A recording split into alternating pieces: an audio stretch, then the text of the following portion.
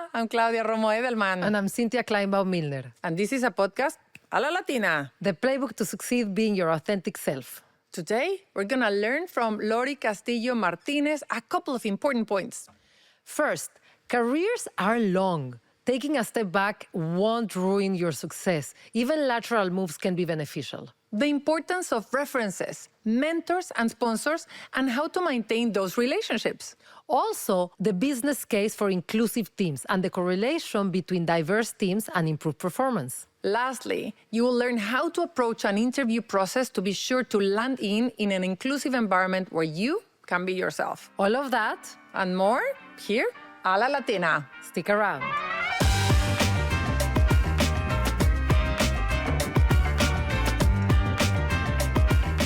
Hola, welcome to this podcast, a la Latina. The playbook to succeed being your authentic self. Today, Lori Castillo Martinez. Lori is the Executive Vice President and Chief Equality Officer at Salesforce. She's a board member of How Women Lead and Life Moves, and she's a Senior Fellow at the American Leadership Forum in Silicon Valley. Welcome, Lori. It's a pleasure having you here. Oh, thank you for having me. I'm so looking forward to our conversation today. Let's get the world to know who you are. All right. We would love to learn about your upbringing. How did you grow up? Also, can you tell us things from your childhood, from your teenage years that then prepare you for the role that you have now? So I grew up in San Jose, California. My parents also from the Bay Area. And I think for me, the two most informative things were, one, I went to an all-girls high school. And when you go to an all-girls high school, you really learn that women rule the world. And that's what I thought when I left high school. It was also a very diverse high school. Many Latinas, Filipinas, just a very diverse environment where I really learned how to be myself. And I was able to sort of center on who I wanted to be. It was a very safe space. All of my friends, I always tell them, if you have daughters, all girls schools I'm a huge fan because I just feel like it brought a different perspective to it. And then sports. I played sports, and again, in an all girls environment, everybody comes to cheer for your sports. It's a little different kind of dynamic. And then I would say the other thing, and really, from a perspective of my family, it was every game, every event, every moment, I had my extended family there. And I think that support, that community engagement, it really just gave me the confidence so that when I went off into the world, whether it was through university or into my first job, I felt that security of family, and I felt that security of team, and just having been in places where I could grow that confidence. I love that, like having the confidence coming from your family. Like if there's nothing more Latino than extended family going to cheer you up. So. Oh, yeah. And having the tios and the tias, and whether they are blood related or not, and becoming references, right? Like I think that's where you're saying you grew up in an environment of safety where you had references, and probably mentors were an extension of that, and you were able to ask for mentors that were all the way in through your life. I'd like to dig into that concept of references, mentors, and sponsors. How was it in your life? What role did they play? How did you ask for them? And then we can transition onto a little deeper on what does it mean to be a mentor? What does it mean to be a sponsor? And how do you ask for them? How do you prepare for, having a mentor and being mentored properly? Sure. Well, again, if I go back to this theme of family, it really started there, where it was my dad and my sister and my mom. I always had this sort of space where I could ask these kinds of questions. Now, my parents didn't grow up in corporations, and so they didn't have that experience necessarily, but education was very important. They made sure that there were those connections. And my sister's 13 years older than me, and so she was the first in our family to go to university. And so she was the one who was able to really share some of her learnings 13 years ahead of me and connect me with her friends. And it was actually through that, again, that broader community, one of her friends connected me to my very first corporate jobs at Intel, where she said, go in, these are the things you want to do to prepare, even down to this is the outfit you want to wear, like all of those small nuances that I may not necessarily would have received, but it was somebody that was helping me think through it. And so when I think about mentors, it starts there. But as I think about it from more of a, I guess, bring it to today and today, my role today, mentors are very much about who do you need in that moment. So for me, I have right now, if you know about Salesforce, it's all things AI right now. Well, AI technology from that perspective is not something I've spent a lot of time on. And so I've been finding mentors for myself that can help teach me the technology. I have other mentors that are helping me navigate maybe specific situations. When I was new in this job, finding mentors who are experts in DE&I that could be my partners or personal board of directors that can help me be successful in this role. And then when I think of the sponsors in my career, these are the folks, and I always think the best sponsor is somebody that's 2 levels above you. Because this is somebody that's in the room when decisions like promotions or assignments are being made. And I say 2 levels because at 2 levels, they can look across the organization. You have people who can see not just in your narrow organization, but across maybe a broader segment. And those are the folks that in my career have helped me find new opportunities, whether it was an international assignment or moving out of HR into finance or out of finance into compliance and ethics. It was those sponsors who were able to see those next jobs and those next opportunities who would say things to me like, you get on well with the lawyers. How about you go try a hand in compliance and ethics? And it was not something I'd spent any time in. And so it was those new opportunities that came through those sponsors and just that openness of connecting with people that helped. I'd like to ask you a little bit more about the mentors. Sure. Because being a little selfish, I think I've messed up many of my mentorship relationships by not knowing how to start that relationship or how to keep the relationship. So can you tell us, how do you reach out to somebody that you want that person to be your mentor? How do you manage the ongoing relationship? Do you ever break up with them because they're no longer useful? I don't want to say that, but So I think the first thing is, I think every mentor I've met through somebody else. And I think that's one of the interesting things that's really important, whether you're early career, mid-career, or even towards the end of your career. I think making sure you're investing in your network. Who are the people that, again, I always try to think of what's the job I want 2 jobs from now, or what's the work I need to do in the next quarter or 2, and where are those resources? Where are those people that I can help or can help me? And so, because to me, mentorship is a mutual relationship. And so I think being thoughtful about where and how you connect with people has been really important. And so I think you can do it through formal programs, and we definitely have those where you can fill out skills sheets, and we have algorithms that match people and can bring them together. And then to your point, sometimes people click and sometimes we don't. And so we try to set up in a way that, if it's not a relationship that clicks, everybody can gracefully walk away. It's great. But if it clicks, then it's somebody that, again, you want to keep up that relationship with. But I think the best ones are the mentors that I've met through others or through my networks or showing up at activities where I can seek people out, do my homework ahead of time and find the people that I want to meet. And then to your point about how do you keep up the relationships, for me, it's a couple of different ways. I have some mentors where we send each other articles. We might not talk on a regular basis, but we want to keep the relationship warm. And so I know what their interests are. And so I might send an article that says, oh, I know you're doing the latest research on this topic. Let me send you something I just saw in this media article or that. And then there's others where maybe it's somebody I'm going into town. Okay, I'm traveling. Hey, how's it going? We haven't connected in a couple of quarters. I'm going to be in town. Let's find a moment to connect. And then I would say on the more formal side, where I really like the AI, I'll use that one as an example because it's very present, is there's some specific learnings I want to gain. And then there's some things that I want to make sure from an equality perspective, I'm contributing to the AI story around inclusion and, our battle against bias. And so in that case, there's very specific objectives, very specific conversations, and very specific partners that I'm meeting with on a regular basis. So I guess all of that to say it's a very wide gamut. And the most important thing as an individual is to know what you want out of it and to do the homework and preparation. I have further questions on this one because I think that a lot of what I hear, there's the rules of the game that you don't know what you don't know.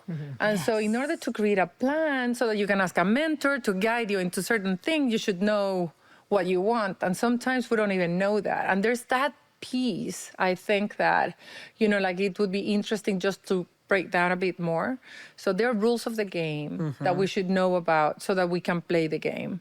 What are the things that we could do or that you have done to see what you don't know? And to understand rules that you don't even know that they exist. Yeah, I can use it. Maybe I can share an example of a couple of things that happened to me. So I was at a company and I was doing my first presentation to senior leadership. And I think, as we get more senior and at every level, there's, to your point, there's all these unwritten rules. And I was going into an environment where it wasn't going to be in the office. It was going to be at a resort. I was going to be presenting for about 30 minutes. But what I didn't know was that this is a very casual time when the leaders get together.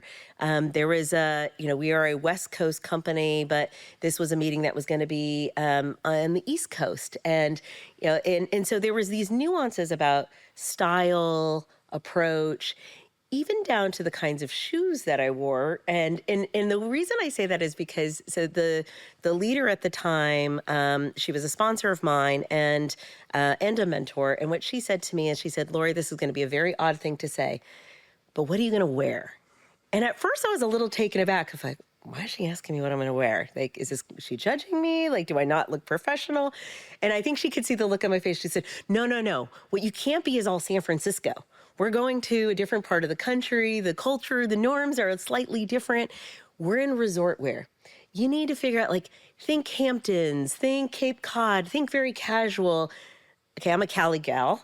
I kind of looked at her and went, okay, I'm not sure I know exactly what you mean. And she said, come around. Let's look on the internet. And so we did. This was probably, 15 years ago, but we sort of went around, we looked at her laptop and so we go through this whole thing. We talk about, what I'm going to do. And then she said to me, the reason I'm doing this is because you're walking into a room of mostly men. And she said, and I've seen other women show up and they show up in their San Francisco suits and heels.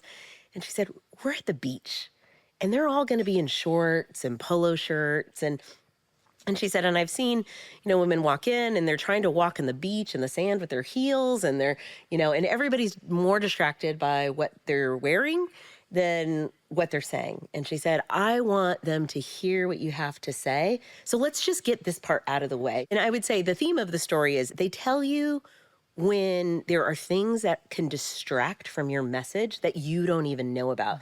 And in this case, it was the casual nature of the meeting versus the formality that this company was known for. And so it was sort of flipping that script of, I know normally you show up in a suit, but this is a place where you have permission to show up differently.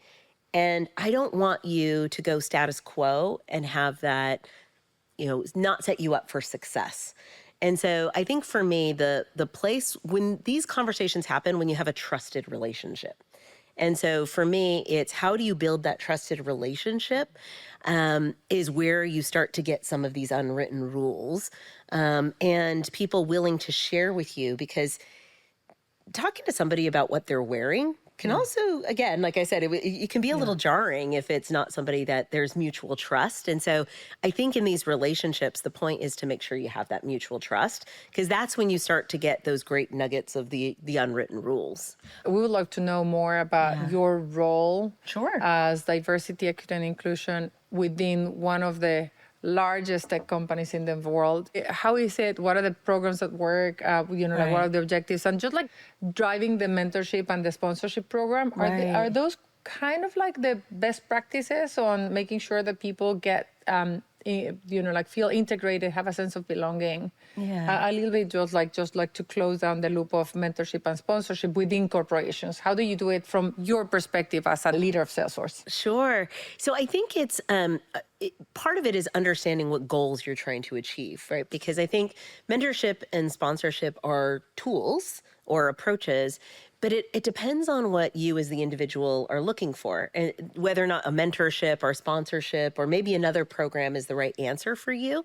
And so what we try to do is leverage our data to say, what is the objective we're trying to meet here? And so if someone is trying to look for their next career opportunity, if we use that as an example, that's something that comes up for Latinas quite a lot in our organization. How do I navigate my career? So if I think about that goal of how do I navigate my career, we talk about two paths. So the mentorship path, we have a tool called Mentor Finder, where anybody in the company can sign up to be mentors, and anybody in the company can look for both mentors and mentees. And so that's something that anybody in the company can do. And we've got some technology that helps us do that. And then we have specialized programs through our business resource groups and through our office where, again, we can do more formal matching depending on the goals that the individual has. Sponsorship, I want to talk about a little bit because I think that's something that it's taken us a little while to unpack. How do we set up a framework? Again, how do we create those conditions for sponsorship in a company? Because it's a really special relationship. And to your points earlier, it can be one that it's hard to figure it out, right? Because somebody as a sponsor, you're also putting your political capital on the table. You're using your leverage, your credibility. And so I also think sometimes people are quite reticent to be sponsors until they really know the person. Yeah. And so what we've done is we have a program called Amplify. If I use this as one example. And what we've tried to do is figure out what are all the different dimensions of sponsorship. And so it was, how do you find the right matches? And so we were very intentional about creating a cohort. This last cohort we had is women of color. We then figured out, okay, what are their goals? So which departments do they want to move to? Are there leaders that they want to connect with? And then we went out and actually asked and invited a very specific cohort of sponsors to join this program. And so we had an amazing team of sponsors, amazing team of sponsees, and then we created a program by which we had different opportunities for them to work together. Because the important thing about being a sponsor is, again, before you're sort of moving forward and recommending or talking about someone, you want to see them in action. Yeah. And so this program created an opportunity for them to actually work together on a project that our CEO team put together for them. And so it created, again, this environment. And then also what was really important was engaging their managers. Yeah. Because we want to make sure their managers know where they want their career so that the managers and the sponsors can work together to help people's careers move forward. So that's just a small example of a way that we can pull it together. I've never heard of a sponsorship, like structured sponsorship program, because as you said, it's like you're putting your capital, your credibility when you, it's not like I'm giving you a recommendation as a mentor. It's more like I'm taking you with me in my own growth. So that's, I think in Salesforce, you guys are doing very innovative things. Oh, thank you. At least from what when I was doing research on you, I was like, oh, everyone should be doing these things. Yeah, anyway. We've tried to be thoughtful and learn. I think that's the key. And the role of the manager, the role of the sponsor, the role of the employee, right? You own your own employability as an employee as well. Yeah. And I think the best scenarios is when you have those folks working together towards that common career goal that the person has designed or is thinking through for themselves. And this Salesforce just doing it because they want to be good people, good citizens of the world, or what is the business equation for all of this? Well, I think for us at Salesforce, so equality is part of our DNA. And what I would say is we're very unique in that it's DE&I for us is not a program that sits on the side. It's equality is a value of the company. It's one of our core values. And so you see it permeated throughout the company. And what I think of my office is we figure out where and how do we accelerate it? You know, where are the ways that we can bring greater equity? How do we leverage our data to better understand ways we can increase representation, retention, experience? Our strategy really cuts across. We want to make sure that we're thinking about representation, which in tech is very challenging history, and we want to make sure that we're being intentional in how we move it forward. So we have goals that we tie to executive compensation as an example as it relates to representation. But then we want to make sure that we think about experience. And I think experience is the hardest thing to tackle in a corporation because it's so individual. And especially if you're a first or an only, it's really difficult to create that inclusive environment. And so we try to be really thoughtful about how are there other ways we can create that inclusion and that safety for our teams? And I think that's something that is a perpetual way that we continue to focus. And then it's about how do we, I believe that every person every day can decide whether or not they're creating an inclusive environment. It doesn't have to be leaders. It doesn't have to be, you and me. If I'm, your manager, I'm the only one who can create an inclusive environment. It's everybody that we work with. And so one of the things that we do to measure this, again, from a company perspective, is we know there's a very close tie between our most inclusive teams and performance. And so we have an inclusion index that we put into our employee survey twice a year. And we then measure that against performance. And so, for example, we know our most inclusive teams in our sales organization have 12% better sales attainment. And who doesn't want better sales attainment? And so, at Salesforce, we talk about values drive value. And this is another way where through our volunteer time off, through our employee resource groups, through all of these different, again, angles, we can then create the experiences that, really drive us to be that most inclusive company, which ultimately helps our business be more successful. We also see this as a great opportunity where we can lock arms and go together with our partners and our customers as we're all trying to make a difference in their communities. I think it's very important for you to be like saying this message and telling everyone, and I'm going to make it my own to be telling everyone, because not every company has the resources of Salesforce to track it. And I have found that some executives think, oh, that only works in big companies. In smaller companies, the performance is not better. Like it's it's in big companies, the Kool-Aid, you drink the Kool-Aid and you think that inclusion drives results. And we should all use your data to say, it's going to work in tech, but it's going to work in retail, it's going to work in consumer goods. And not everybody will have the budget to go and measure and have data-driven decisions. But if you spread the message, if we spread the message, then everybody can use the same insights. So thank you. Of course. And it's not perfect. No company is perfect, but what we try to do is have that beginner's mind so that we're continuing to learn and figure out how to adapt to your exact point. What might work for one company might not work for another, but there may be certain elements or framing. And so things like our inclusion index, we share. Yeah. We say, these are the 6 core questions that are important to us. Those might work for you, or to your point, maybe there's something else that you would focus on based on, your business and your priorities. And again, how you measure performance looks different in an engineering organization than it might look in a sales organization. And so again, being able to just be open and have those conversations, you don't have to be an expert. That's really just knowing your business and knowing what's important to you. I have 20 follow-up questions on this, but look, I think that what is important to know, and I would love to hear whether that's true for you, is that you have to go and take the big bet, because what you're saying is you cannot just think that you have a department that can do 2 little lip service things and it's going to drive results. Yeah. Because it seems to me that what you said is a 360 that is coming top down, that is embraced all across, that has bonus attached to it, that has performance attached to it, that has, results measurement attached to it. So at the end of the day, I think that if you're going to do it, you just have to do it properly to get the results that you're having. Is that correct? That's correct. That's correct. It's you have to think about the whole system. That's really, you can't really solve it through one program. I think of programs help us accelerate in certain areas where maybe we want to drive retention or we want to drive hiring, or, the programs have a purpose. But I think to really have the impact, they can't be the only thing that you do. You have to look at your whole system. And that's some of the most difficult work. But when you start to see it clicking and your managers understanding and your sponsors, and you see the system together, it really moves the work forward. And I think this is a body of work we're always 5 steps forward, 2 steps back, 5 steps forward, 2 steps back. And so I think when you think about it from a systemic point of view, it allows you to be more agile and to make those pivots. And for me, I believe it allows us to innovate there isn't one way to solve this.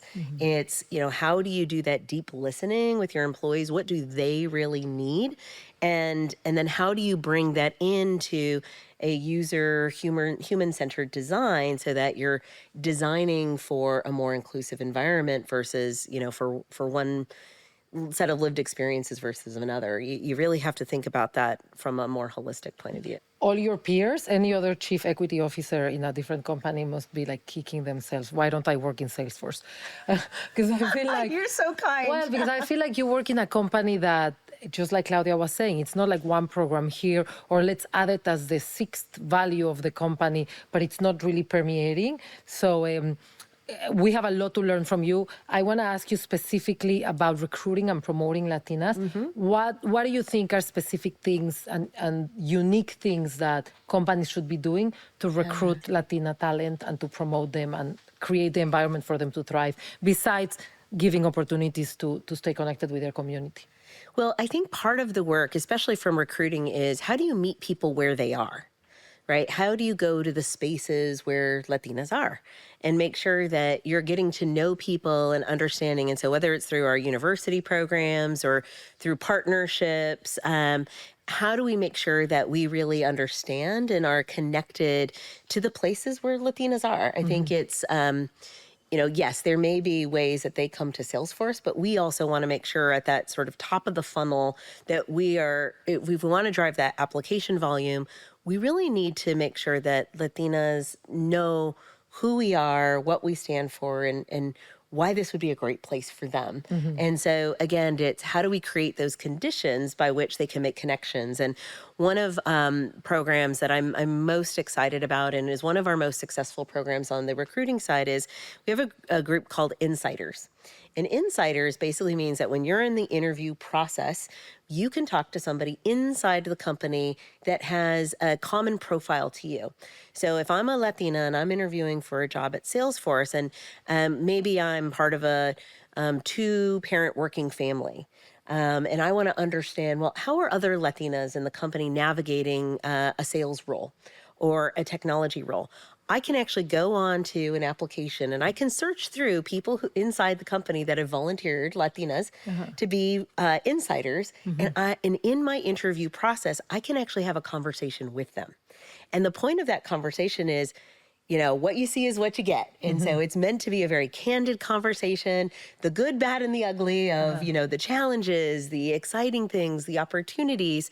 And we find that when we make offers to candidates that have gone through the Insider program, they accept our offers 100% of the time.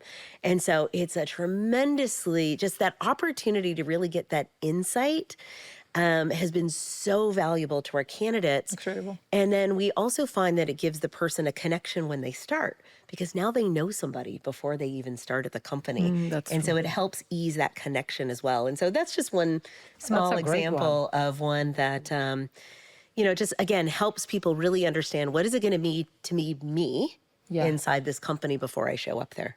So you just told us how to recruit Latinas. Yes. But I want you to tell us why to recruit Latinas. Because Claudia and I have been talking a lot about flipping the script. Yes. About the characteristics that Latinas have that may be seen with one side of the coin, and if we show the other side of the coin, the same characteristic, it's actually a positive one. So why should companies recruit Latinas? What are the characteristics associated with Latinas that are good for business? A couple of things that come to mind is, you hear a lot of the stereotypes of, big, emotional, a lot. Yes.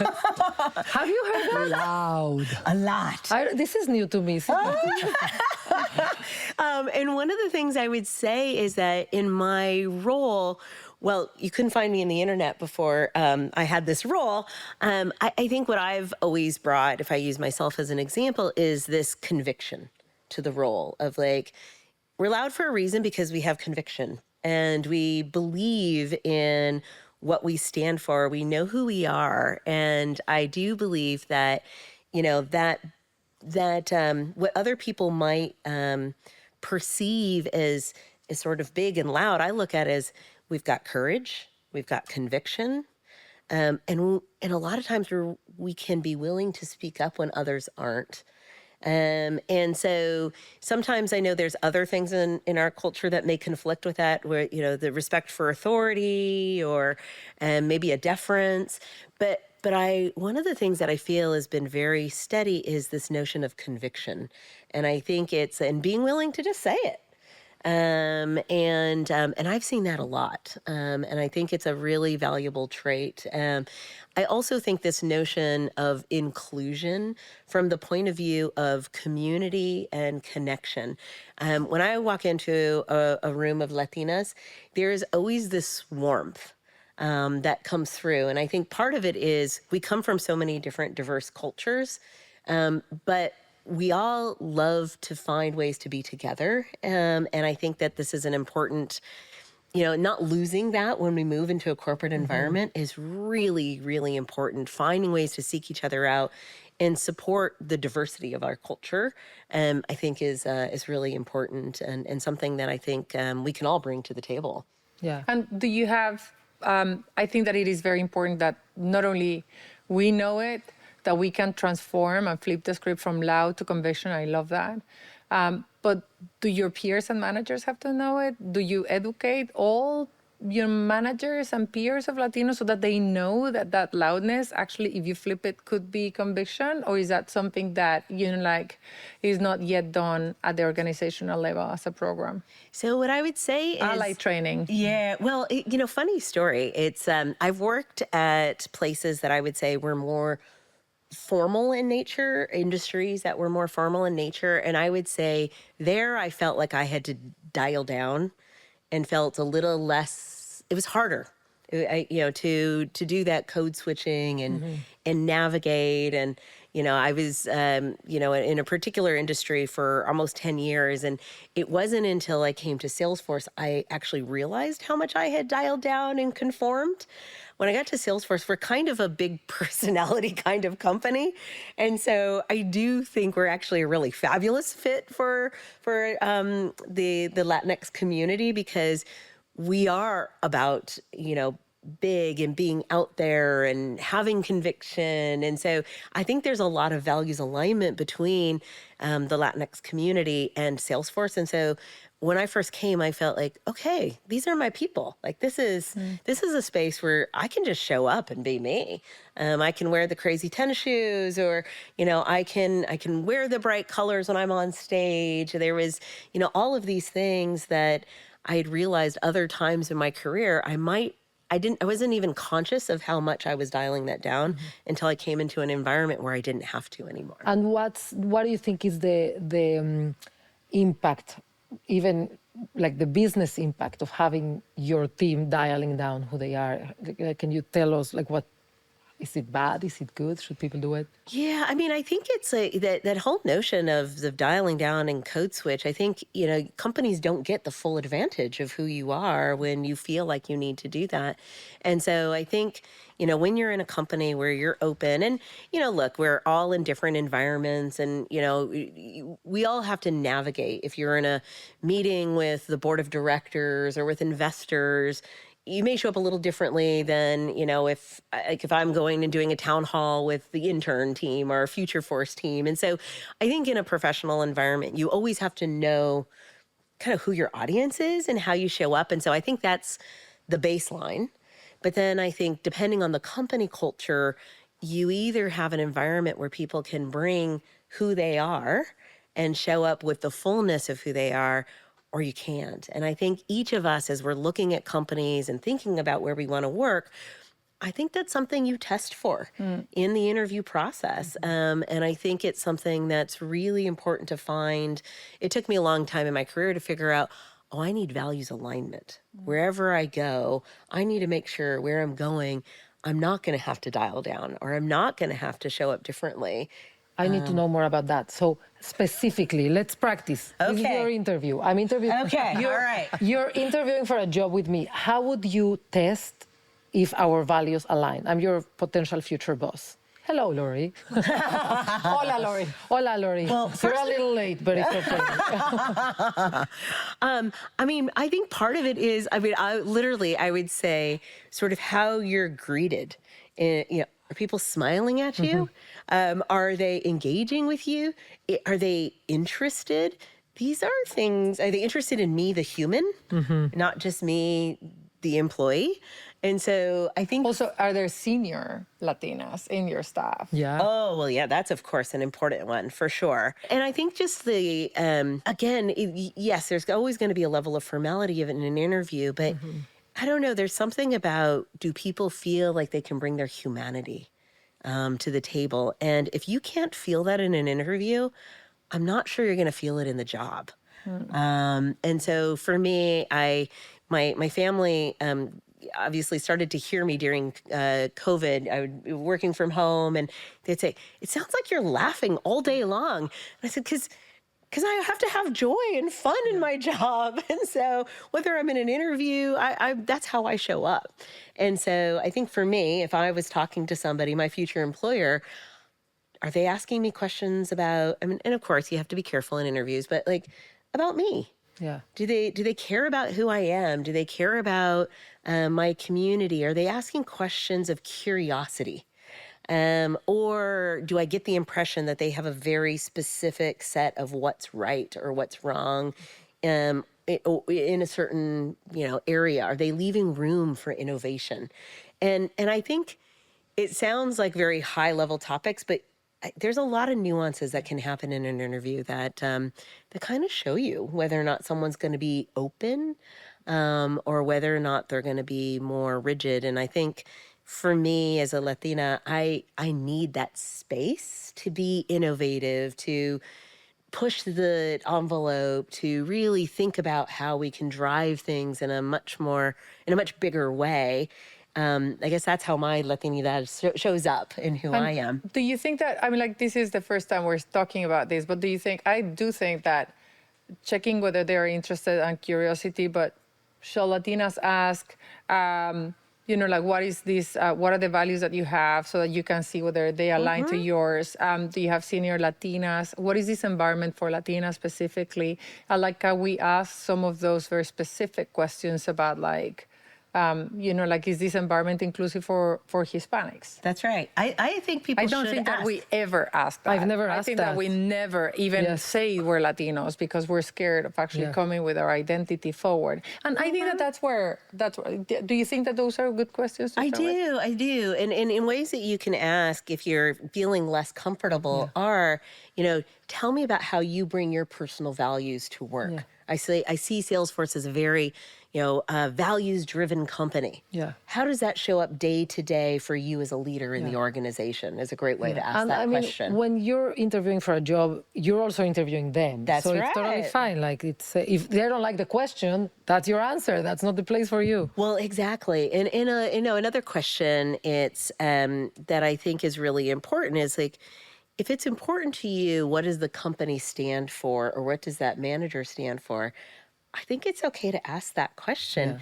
Some things that are really important to me are, teamwork, innovation, equality, inclusion. Yeah. As a manager, what values are important to you and how do you bring them to your team? That could be a really, again, it's not it doesn't feel, hopefully that's a way that people can ask the question and not feel like they're being, awkward or creating an uncomfortable scenario in an interview. I think everybody's looking for companies that align with their values. And so that can be a way. And you can decide whether or not you want to attribute it to your Latina background or not. I think that's up to each individual's personal preference.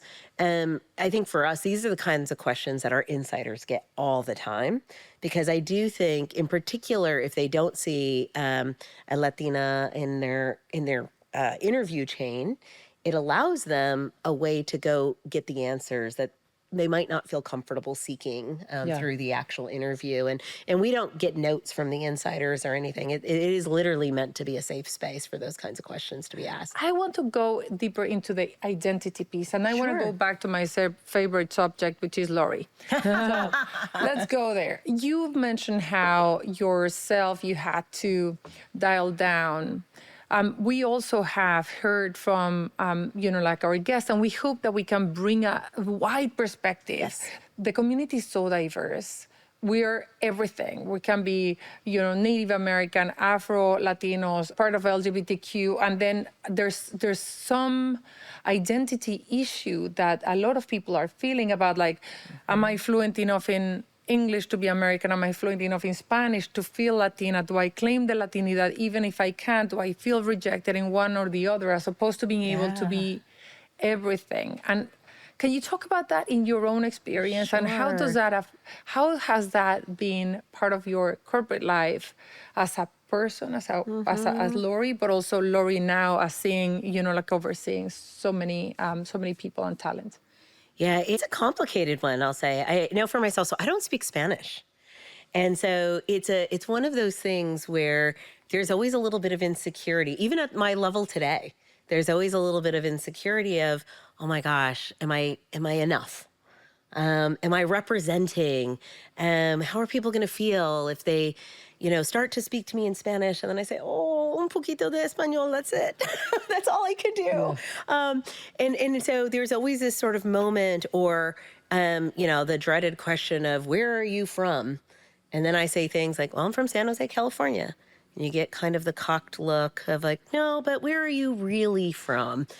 And, I sit there and let that person be awkward rather than me be awkward, I've learned. And it's sort of, there's all of these little things that happen in your career of stereotypes and expectations that people have for you. And I think they're outside the community and in the community. I mean, exactly what you said. I mean, I've definitely walked into spaces where everybody may be speaking Spanish, or maybe they're sharing a personal story. And I feel like, okay, I don't really have that type of story. I have my own story, but then you start judging your own story. And it's an awkward feeling to feel like you have to judge your own story. And I would say I didn't share my story for many years because I didn't really know what to say, because I didn't feel like what I would share was going to be what people expected of me. And so I just sort of conformed and did what I needed to do. It was sort of, and I don't think I even realized it in a very conscious way until I actually had a Latino leader. And he said to me, Lori, I want you to get involved in our employee resource group. And this is probably 15 years into my career at this point. And I said, oh, no, I've never really gotten involved. Like, my experience isn't the same. And so we sort of went through these things, and he said, well, I've got a great story. I came, on a boat from Cuba. Like, I'll cover that part. But I think there's a lot of people just like you that nobody ever hears that story, and they're not showing up because there's no one like you telling that story. And he said, why don't we go together? We'll go to different sites together, meet groups of Latinos across, Latinx employees across. And I bet between us, we'll hit a wider mark than if just you went or just I went. And that was my first experience, sort of leaning in. And I did realize that there were a lot of people whose experience was more similar to mine, sort of growing up in a generation of assimilation, or just, again, so many generations had passed. Some things were kept and some things were lost. And I think I didn't appreciate the value of sharing that until I had a leader that was willing to lock arms with me and help me feel less secure about that, or less insecure about it, to be honest. And yeah, so it's definitely been a journey personally, as well as I think in companies, we also have to be very careful not to stereotype or make assumptions or, ask the dreaded question in a way that makes people uncomfortable, versus you can ask that question in a way that makes people feel very welcome and very excited about where you're from. And you can ask it in a way that makes people really uncomfortable. And I think, having that trusted relationship and that curiosity, then we want to share ourselves and who we are. And so, again, I think there's ways to do that that creates that warmth and connection. I think we're all going through our own process of embracing our Latinidad. I know, Claudia, when you moved to the U.S., you also found out you were Latina.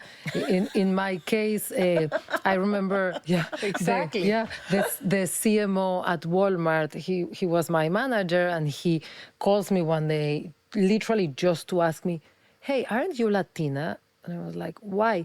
Because I'm looking at our numbers, and I don't see you. You didn't mark that you were Latina when you were hired, so they weren't counting me as a Latina, and I didn't identify myself as Latina because I always thought Latinos are born in the U.S. to Latin American parents. So I thought, I'm a foreigner, I'm not a Latina. And so then he changed the way that I was categorized, and they invited me to be an executive sponsor of the Latinx ARG.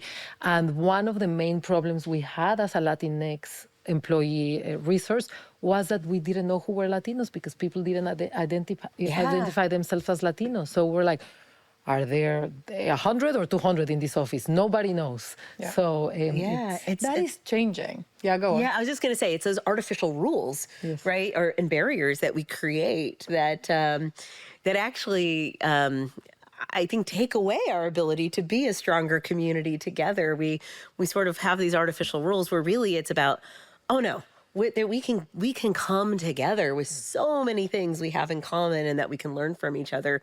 I wish we could kind of take away some of those barriers sometimes. What other things do you think that we should flip the script on values? Yeah, I mean, I think part of it is, how do we embrace each other? I think, to your point earlier about, like, if we're all moving in this direction towards our Latinidad, how do we learn from each other, right? Let's have an open conversation, because I think there's a lot of different ways we show our identity, music, food, culture, values, in some cases, religion. I mean, there's so many different dynamics. And I think we don't spend enough time really leaning in and learning. One of the things that I think is really important to me personally, and I've seen in our community, is around family and community. And I think this is one of those things where it's, how do you flip the script on that? You can be some of our best leaders, some of our greatest team leaders, bring that community, bring that connection, bring that curiosity to the company in a way that allows people to feel like they can be themselves in the environment. And I think the more we also feel comfortable sharing that with our allies and with other folks that don't look like us, you start to create that broader environment. So I think community and family is a really important one. And I think it teaches us a lot about collaboration and about really driving and leading great teams.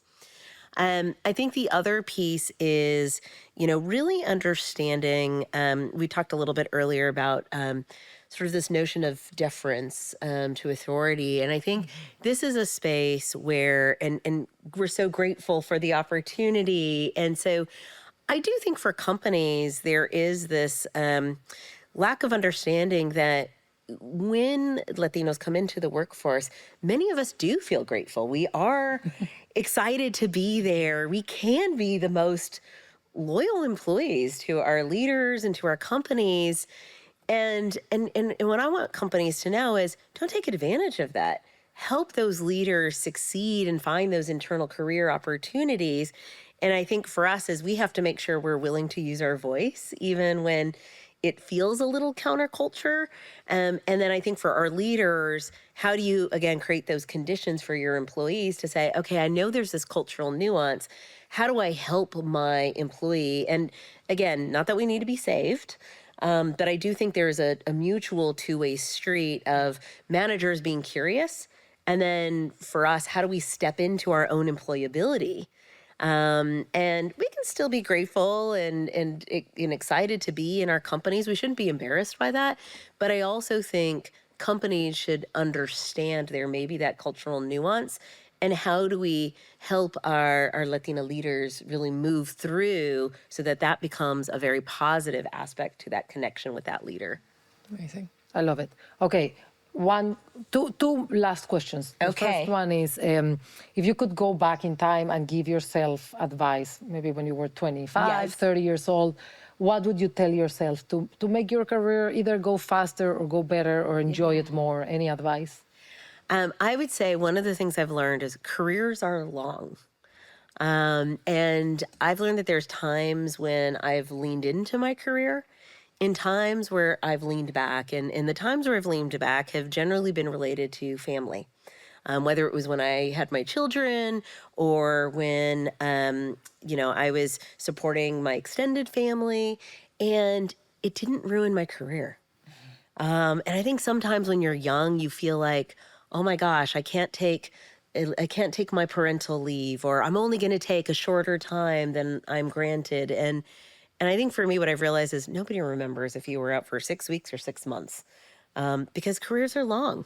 And I think sometimes the story we tell ourselves is, oh my gosh, I'm gonna take back my career. Or I've had opportunities. I mentioned earlier, I had an opportunity to live overseas in Europe. And I had to make a career decision to leave that company because my family, my boys were going into high school and they really wanted to come back home. And so I could take a career opportunity that led me to another assignment to another part of the country, or I could find a new job and come back home. And I knew it was going to be a harder road to find another company, another job. But it was really important for me to have that conversation and support my children in that scenario. And so I took a lateral move. But here's the funny part of the story. That move landed me at Salesforce. Oh, this is great. And I could not have imagined where my career has gone from taking that first leap that I thought, oh my gosh, this is a lateral move. Pay and things that were really important weren't going backwards, but certainly my scope and my remit, starting over at a new company, those things my old self would have thought, oh my gosh, you're going to ruin your career. Yes. My self 5 years ago was like, well, I know I'm an amazing leader. I'm going to make it work however it works. And if it doesn't work there, I'll find another place. And so it was a different kind of confidence going into the scenario to say, my family is important. I know that about myself. I'm going to make this choice. And wow, what an amazing ride it has been 5 years later. I never would have guessed it. From that moment, I thought I was stepping back in my career. So I love that you're playing with the right script. Yes. You are playing with the script of a great leader that has opportunities and everything will be lining up. It'll sort itself out. It sorts itself out, and careers are long. That's a good one. So who else do you think that has those experiences, those nuggets of information that we should bring to the podcast so that our listeners can do it in half the time? Oh, my goodness. So many amazing leaders. I think you all know our CEO of our Slack business, Lidiane Jones. She is a phenomenal leader, a technologist who's worked for some amazing organizations. And wow, is she breaking down doors and driving innovation in our Slack business. I would love for you to connect with her if you could at some point. Her. She's absolutely phenomenal. And she's leading a La Latina. Yes. Latina style, not denying the self and just like breaking it and making it. I think that's an amazing. Thank you. This has been amazing. I learned so much from you. I'm inspired and I'm empowered, and I'm going to go and use all your playbook. Lori Castillo Martinez from Salesforce. Leading a La Latina. A La Latina.